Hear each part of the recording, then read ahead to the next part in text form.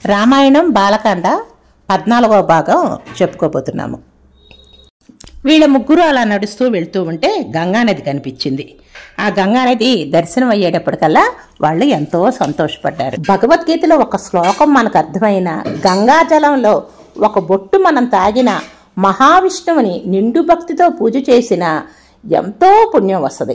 కనుక మనం ఎప్పుడు మరణిస్తామో మనకు తెలియదు. కనుక గంగానదిని ఒక్కసారన్నా చూడాలి, విశ్వేశ్వరుణ్ణి, కాశీ విశ్వేశ్వరుణ్ణి ఒక్కసారన్నా దర్శించుకోవాలి. మన ప్రయాణం చేస్తానికి చాలా దూరం అనుకుంటారు, ఇప్పుడు కూడా 2 రోజుల ప్రయాణం ఉంటుంది.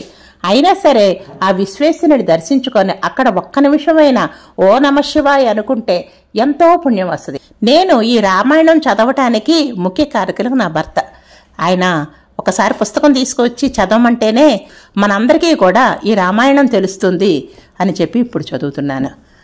చాలా ఆశ్చర్యకర విషయం ఏంటంటే, ఆయన కాశీ వెళ్ళారు, విశ్వనాథం దర్శించుకున్నారు, గంగానది తీర్థానికి వెళ్ళారు, పెద్దవాళ్ళందరికీ కూడాను పితృకార్యాలన్నీ కూడా నిర్వహించారు. తరువాత వచ్చిన వెంటనే సోమవారం ఏకాదశి రోజున నవ్వుతూ మరణించారు. స్వచ్ఛంద మరణం.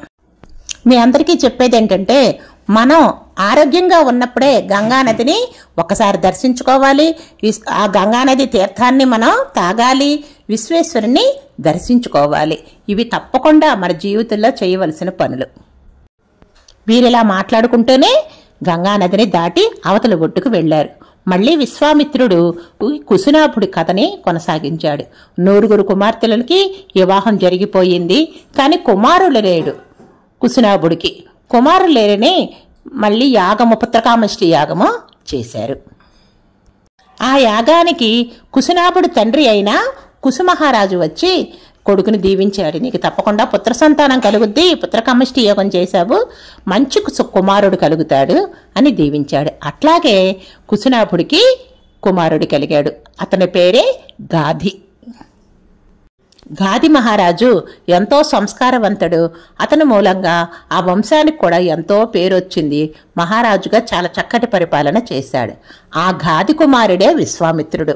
విశ్వామిత్రుడు చెప్తున్నాడు, ఎవరో నా తండ్రి గాధి పరమధార్మికుడు, చాలా మంచివాడు మా నాన్నగారు అని చెప్పుకొచ్చాడు. ఇప్పుడు అర్థమైంది కదా మనందరికీను.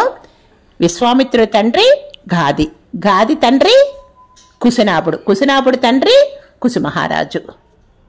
రామా, నేను కుసువంశంలో పుట్టాను, నేను మహారాజుకి బిడ్డగా పుట్టాను, నేను రాజునే. కానీ ఈ రాజరికం అవన్నీ నచ్చక అవన్నీ వదిలివేసి మహర్షిలాగా జపాలు చేసుకుంటూ మహర్షిలాగా మారిపోయాను అని తన వృత్తాంతం అంతా కూడా రామచంద్రుడికి వివరించారు.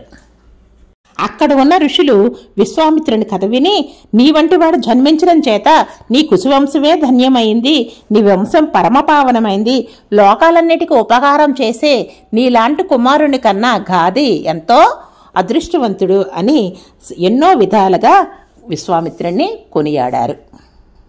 రాముడు గంగకు త్రిపద అనే పేరు ఎందుకు వచ్చింది అని విశ్వామిత్రుని అడిగాడు. అంటే గంగా నదికి మరొక పేరు త్రిపద. త్రిపద అంటే అక్కడ 3 లోకాలలోనూ ప్రవహిస్తుంది కాబట్టి త్రిపద అన్నారు. అంటే గంగా నది దేవలోకంలోనూ ఉంటుంది, భూలోకంలోనూ ఉంటుంది, ఇంకా పాతాళ లోకంలో కూడా ఉంటుంది. 3 లోకాల్లో ప్రవహించే నది గంగా నది. కాబట్టి మనం రేపు గంగానది అవతరణ చాలా పెద్ద కదా. గంగానది అసలు భూమి మీదకి ఎలా వచ్చింది దేవలోకం నుంచి, అదంతా తెలుసుకోవాలనుకుంటే రేపు తప్పకుండా మన వీడియోలో చూడండి.